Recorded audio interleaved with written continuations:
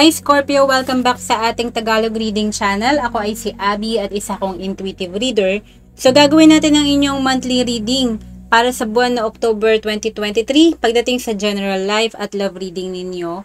So, nilagyan na natin yung disclaimer bago mag-umpisa yung reading natin. And, before anything else guys, thank you po sa mga current subscribers natin na patuloy na sumusuporta sa ating mga readings at sa mga new subscribers, welcome po.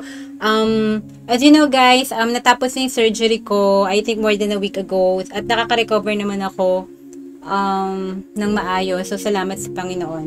Alright? So, enough of that. Uunahin natin ang inyong general life reading, okay? So, kukuha tayo ng 7 baraha.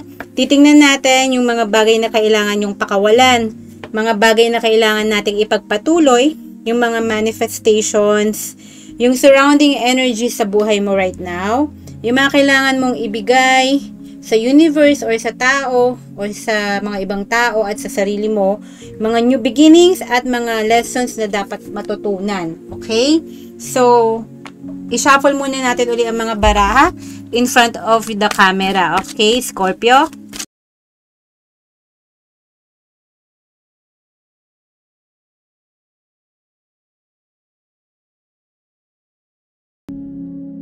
Alright, hi Scorpio. So, kukuha tayo ng 7 baraha para sa yung general life reading sa buwan na October 2023. Okay? Ito ang una mong baraha, pangalawa, at pangatlo. Mamaya papakita natin kasi hindi masyadong nakikita, no? Kaapat, kalima, anim, at nasa gitna. Ang 7th card nyo. Alright, so, bubuksan muna natin lahat ng mga baraha para sa yung general life reading, Scorpio. So, meron ka sa una na Chariot. Major Arcana. Okay? Second card, meron tayong the Devil card. Okay. Interesting, no? Major Arcana din yan. At dun sa third card mo, meron kang Page of Pentacles. Ika-clarify naman natin later on ang mga baraha pag kailangan. Surrounding energies mo, sa ika-4 na baraha, meron kang the High Priestess. Okay? And then, meron tayong 4 of Wands. Temperance card, Major Arcana. So, meron ka na so far na 4 na Major Arcana. At King of Swords. Okay? So, ngayon, okay. Dito tayo sa stage na kailangan nating gumawa ng major progress. Okay? Scorpio, no? Kasi may Chariot tayo dito. Okay? And then, for some reason, no, medyo stuck tayo ngayon sa isang sitwasyon na hindi healthy or parang feeling natin bonded tayo. Hindi tayo basta-basta makakawala o makaka-escape, no? Makakatakas. Okay? Pero, tingnan natin, no? Clarify muna natin ang Chariot mo at ang Devil card. Okay? Tingnan muna natin itong first 2 cards mo dito. Chariot at ang Devil card. Ika-clarify natin. Okay, sa Chariot mo, meron tayong Six of Swords. Diba sinabi ko, kailangan natin gumawa ng major progress. Ito yung bagay na, alam mo, hindi mo na kailangan pag-isipan kasi yun yung lang at yun lang ang kasagutan at ang solusyon sa sitwasyon na yan. Na sinasabi natin na kailangan natin munang pakawalan, kailangan nating i-let go. Okay? Kailangan yan, hindi siya kailangan na pag-isipan. Okay? Kasi Chariot yan Major Arcana. Inevitable, hindi maiiwasan. Yun talaga yung solusyon sa sitwasyon na yun. Okay? So, nandito ang 6 of Swords. Minor Arcana. Kinalarify itong Major Arcana. Parehas itong may travel. May moving on. To calmer waters, no? Gusto mo lang nakapayapaan. Okay? So, ang sinasabi dito, hangarin mo na mamuhay sa kapayapaan. Okay? Na wala ng chaos, wala ng conflict. Okay? Maaaring ito rin yung dinidesire mo. Okay? So, kino-compel ka ng sitwasyon, pinipilit, inaalog tayo ng sitwasyon, na gumawa tayo ng step to move ahead, na mag-move forward tayo, no? It's away dun sa kaguluhan, sa hindi magandang sitwasyon na napakagulo ngayon o napakahirap. Okay? Ngayon, nakaka-curious yung Devil mo, no? Kasi, para kasing stuck ka pa rin dun nga sa situation or a connection or a marriage na hindi natin basta-basta pwedeng bitawan. Okay? Or commitment or something na ongoing na hindi basta-bastang pwedeng iwanan eh. Kumbaga sa career or financial situation mo rin, hindi natin pwede rin iwanan yung trabaho natin or yung mga commitments natin, no? Nang basta-basta. Parang bonded tayo, no? Okay? For some reason, hindi madaling pakawalan. Okay? Clarify natin tong devil, no? Para sa ating Scorpio. So, meron tayong Page of Cups. Okay? Sabihin na natin na, guys, kasi kung connection to, no? Okay, stuck tayo doon sa taong yun kasi parang, mabulaklak magsalita si person. Umaasa tayo na, baka mag-develop into something tong connection na to. Kung sa ibang area to ng buhay mo naman, Scorpio, no? Maaari kasi talaga na umaasa pa tayo na may growth, na may mga other opportunities, no? So, parang minomotivate natin yung sarili pa natin sa isang bagay na kahit nahihirapan na tayo, kinakaya at pinipilit natin. Okay? Kahit na napakaliit nung naibibigay sa atin na emotional fulfillness. Okay? No? So, pero ang sinasabi dito, hindi ka bumibitaw. Yun yung nangyayari ngayon, no? Na ayaw mong pakawalan. Okay? Yun yung something na nag-hold on ka pa ngayong gawin. Okay? Ongoing to eh. Okay? Ngayon kasi, may manifestation ka dito ng mga new beginnings mo na papasok. Yun yung minamanifest mo, hindi pa to dumadating. Opportunity, kahit sang larangan man yan, sa pag-ibig, karera, or financial situation, may Page of Pentacles na mga offers na gusto mong pumasok, okay, or blessings or graces. Okay, clarify natin tong Page of Pentacles, no, para sa ating Scorpio. So, meron tayong Knight of Wands. Yeah, ang Knight of Wands din naman kasi, kung asset energy, is yung mga opportunity na kumakatok, no? Meron din itong mga one-time opportunity or mga missed opportunities na pag hindi natin napansin or inaccept, maaaring hindi na bumalik. Okay? So, pag nag-manifest tayo ng mga oportunidad, make sure na sigurado tayo kung tatanggapin natin o hindi, no? Kasi parang baka magkaroon ng missed opportunity dito. Okay? Yun yung sinasabi dito. Huwag mo rin pakawalan kung gustong-gusto mo tong oportunidad na to na papasok. It could be opportunity only knocks sa'yo ng isang beses. Kakatok lang ng isang beses, mawawala. Okay? Yun yung energy na yun. So, be more discerning sa mga oportunidad na darating. Okay? Ngayon, yung surrounding energy mo, meron kang High Priestess, Major Arcana, no? So, tahimik lang, kalma lang. Okay? Kasi parang, alam mo naman kung ano yung dapat mong gawin. Yung mga steps na dapat mo na gawin, yung mga kasagutan na makikita mo rin naman sa sarili mo. Hindi na natin kailangan tanongin pa sa iba yan. It could be na intuitively, alam mo naman din sa sarili mo eh. Diba? May mga sitwasyon kasi sa buhay natin na kahit mag-ask pa tayo ng advice, alam din naman natin kung we know better. Yun na lang. We know much better than dun sa mga tao na inaas natin ng advice. Okay? Mas alam natin kasi tayo nakakaranas ng sitwasyon ng mga karanasan na yan. Ngayon, ano tong High Priestess? Kasi Major Arcana, okay? Yun yung surrounding energy mo. Kalma ka lang, tahimik ka lang. Alam mo yung mga ganap, alam mo yung mga nangyayari. Okay? Kahit hindi ka nakikipag-usap sa ibang tao, hindi ka nakikihalubilo para tanungin ko anong nangyayari kay ganito, kay ganyan, or sa mga sitwasyon. Updated ka, alam mo eh. Okay, yan ang High Priestess. Clarify natin, no? 5 of Cups. Okay. So, ang nangyari kasi dito, alam mo, no? Natututo ka dun sa mga disappointment and losses. Natuto tayo. Tapos, maaaring inaaral mo rin, no? Yung mga missed opportunities, yung mga na-disappoint ka ng mga sitwasyon at tao. And at the same time din, alam mo namang all is not lost.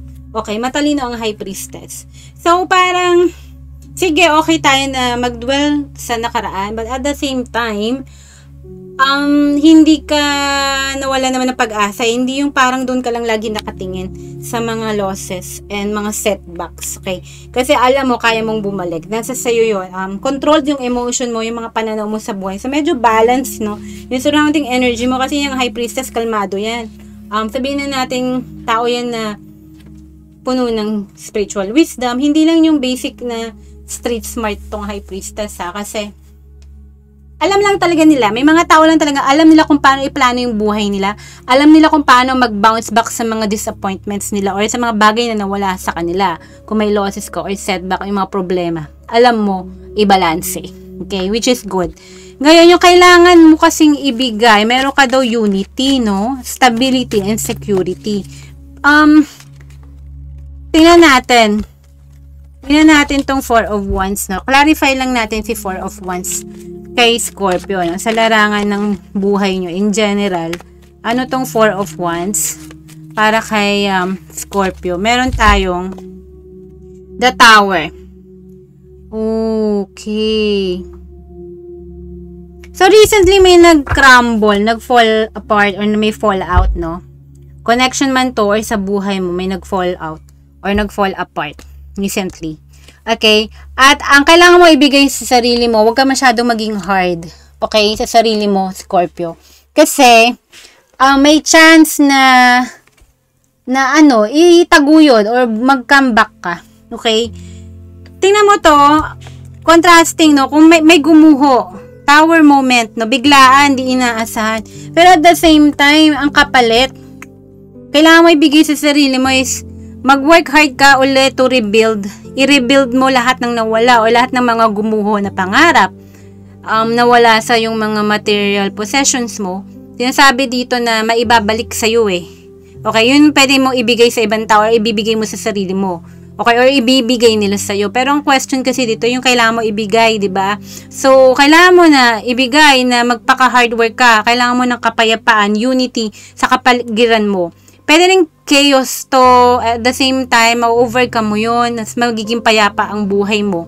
Buhay pag-ibig mo, buhay mo sa domestic life, sa bahay, at even sa mga external influences, okay? Yun yung tingin ko dito, okay? Recently kasi para may nag-crash, okay? May nag-crash recently sa buhay mo, na tinatry mo pa rin na panatilihin o nilalaban mo pa rin para mas maging intact siya, yung foundation, baka nandun pa rin, and eventually, kung nag-crumble man, baka siguro yung panlabas lang, no? Nagkalamat, pero kumbaga buo pa rin yung baso, okay? Parang ganon. Hindi naman totally siya na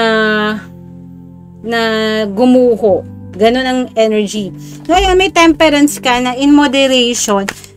Ito yung mga new beginnings, no? Ano yung mga kailangan mong i-temper lately for the month of October, Scorpio? Major arcana kasi ang temperance. Okay, tingnan natin, no? Scorpio, meron kang Page of Wands. Okay, ang Page of Wands, Scorpio. Okay, ang Page of Wands is, ano to, no? Yung pagiging curious mo sa bagay-bagay, no? So, medyo kailangan wag tayong mag-over-risk o mag-over-plunge or mag-over-indulge. Okay? Let's say, interesado ka sa isang relationship, wag mag-over-indulge sa mga pleasures din sa buhay, yung mga worldly things. Okay? Kung wag din tayong mag-over-indulge sa material things muna. Okay? Handle everything in moderation. Kasi para kailangan mo rin protektahan yung assets mo, yung buhay mo, yung space mo, personal space mo. Mas pahalagaan mo yun. Okay? Ngayon, sana so far nagre-resonate kayo sa general life reading nyo, no? Ngayon, meron kang King of Swords sa gitna. Lessons learned, sabi, gamitin daw ang ating logic. Ngayong October 2020. Mind daw, mind. Okay? Pagdating niya sa decision making, magplano, magpadalos-dalos, alam mo yon, may approach tayo sa certain na mga bagay, okay? Step by step, may approach tayo sa mga bagay-bagay, medyo approach things in a, alam mo yon, clear, kalmadong manner, kasi may High Priestess ka, may King of Swords ka. So, parehas matalino ang King of Swords and High Priestess, so parang advice din yan sa'yo na mind over heart muna tayo, okay? Mind over heart. Yun ang sinasabi dito. Kahit saan, decision na gagawin mo, approach sa mga bagay, calm lang, and more intellectual conversation, no? Gamitin ang utak, kasi baka kailangan mo talagang gamitin, matalino ka, kasi may King of Swords and High Priestess, matalino tong dalawang cards na yan, okay? So, yun ang sinasabi, no? More in touch sa inyong thinking skills, no? Yun ang i-exercise mo ngayon. Kung gagawa tayo ng mga actions, mag-observe tayo, pag-isipan natin, aralin, okay? Magplano. Ngayon, ano tong King of Swords para sa Scorpio?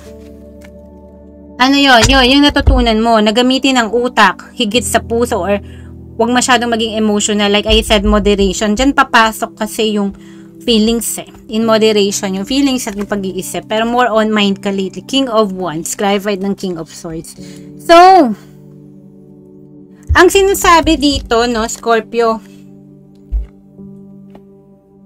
ipupush mo yung sarili mo to be better. Okay? Baka magkakaroon ka ng change dun sa mga bagay na natutunan mo, yung personality mo, may work in progress dito kasi may High Priestess ka.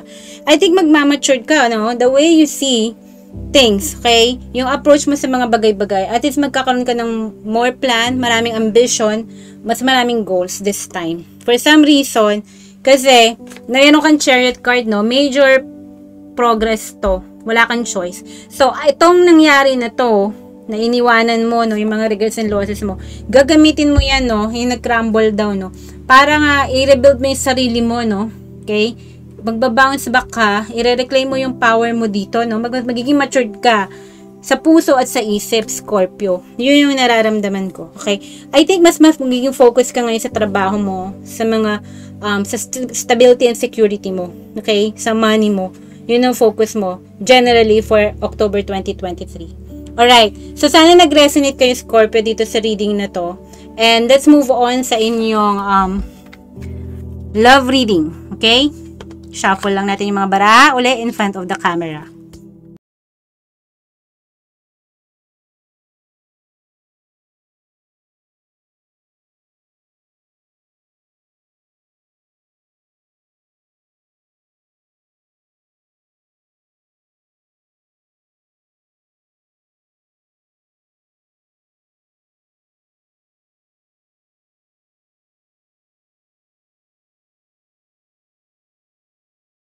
Hi, Scorpio!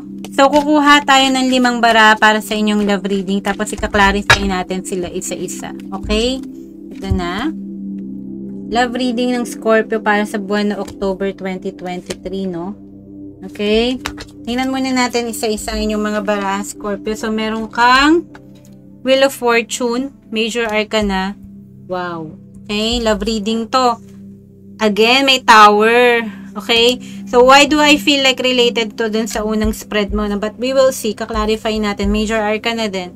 Ace of Swords. Wow. Okay? Interesting, no? Yung mga bara na lumalabas, Scorpio. May Page of Pentacles ka uli. Dun sa first spread na lumabas na yan.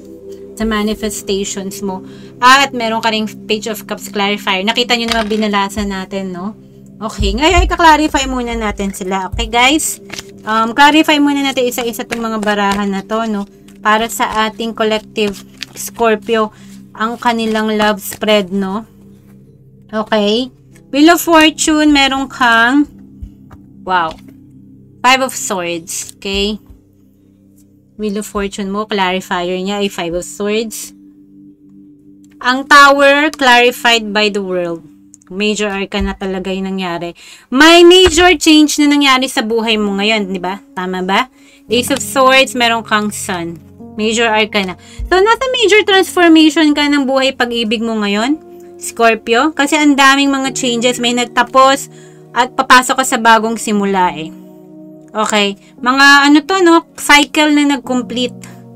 At mag-uumpisa. Page of Pentacles. Clarifier, Page of Swords. Page of Cups, lumabas ang 3 page. The Hangman. Okay. So, may nagtapos na connection recently sa love life mo. Okay, Wheel of Fortune, but at the same time, may turn of events tong, anong to situation na to. Yung pagtatalo. Okay, feeling ko meron ditong tao na nasa losing end, tapos merong isa na nag-one up, feeling niya sila yung nanalo, or parang uneven yung ano, energy ninyo ng person mo. Meron dito na feeling mo na betray ka or nagtalo kayo and nasa losing end ka, sila nasa winning and parang ganun, no? Ganun ang nangyari dito. Okay? Kung mas nanalo yung isa sa argument, sa pagtatalo, parang ganun, okay? But don't you worry kasi may changes na mangyayari dyan. Mag-spin ng wheel para sa'yo. So, pag nag-spin ng wheel, sa larangan ng connection mo, no, ang odds can be in your favor. It's anybody's game. Okay? Pwede kang manalo sa loto. Alam mo yon, magkakaroon ng changes ang situation mo para kang nanalo sa loto. Pwede rin yan. Maraming iba-ibang premyo pag umikot ang roleta. Ganun, di ba? So, hindi mo alam pa. Kung nagtapos dito, magkakaroon to ng plot twist. Ganun. So, may biglang nag-end, no? Lumabas kasi yung tower kanina doon sa una mong spread. Sabi ko parang sa connection mo. Yung relationship mo, yung connection mo with this person, married ka man or hindi. Bigla, nagulat tayo, no? Nagtapos. Pero may cycle na papasok dito. Nagtapos na to. Recent past. Okay? At magkakaroon ka ng clarity dito. Sa connection na to. Baka nga mag-message sila, no? No, pero yung comeback nila dito, kung magme-message sila, magbibring ng kaliwanagan sa'yo, or baka mas maging hopeful ka, or maging masaya ka. For some reason. Okay? Pero yung beginning na yan, no? Yung Wheel of Fortune na yan will be on your favor nga. Okay? May nagtapos, however, may bagong cycle dyan na papasok. So, sumiikot yung roleta, no? Baka swertehin tayo kasi may sun, may clarity, Ace of Swords, communication na papasok. Pwede itong dun sa person mo, no? Pwede. Pero right now, inaantay mo yun, no? Hindi pa yun nangyayari ngayon kasi nagre-review pa sila ng nangyari sa nakaraan. Ikaw din. Okay, so nakastuck pa to. Yung message na to, hindi pa to dumadating ngayon. Okay, hindi pa to dumadating ngayon. Nakapending pa yan, okay? Kasi may cycle, may process dito na kailangang matapos, eh. Siguro after some months, baka bumalik sila. Ngayong October, bumalik sila. Okay? And, yung emotional na connection ninyo, nakapending yan. Pero, magre-reconnect kayo ni person mo. Okay? Play it cool siguro sila, no? Gusto nila magkaroon ng bagong chance sa'yo. Okay, communication is coming, no? Page of Swords and Page of Pentacles. Pwede rin ini-stock ka pa nila, ino-observe ka rin nila ngayon. Pero yung emotional na pag-chat sa'yo, I guess, naka-hold pa yan. Baka tinitimpla nila yung sitwasyon. Pero willing sila makipag-connect. Okay, it will be something na maliit na bagay. Parang ganun lang. Pero, may intention pa rin naman na kumonect din emotionally. Okay? Siguro gusto lang nila yung presensya mo or physically connected kayo, nag-uusap kayo, nag-chat kayo. Okay, updated pa rin sila sa buhay mo, ganun ka rin. Alright? Pero sa emotion, baka i-withdraw muna nila yon. Okay? Based doon sa nangyari before na pagtatalo. Okay? So, sana nag-resonate kayo sa love reading nyo, Virgo, no? And, yeah. God bless, guys. Take care. I see you guys on the next monthly reading. Scorpio. Sana nag-resonate kayo sa reading na to. Bye! Mahal ko kayo.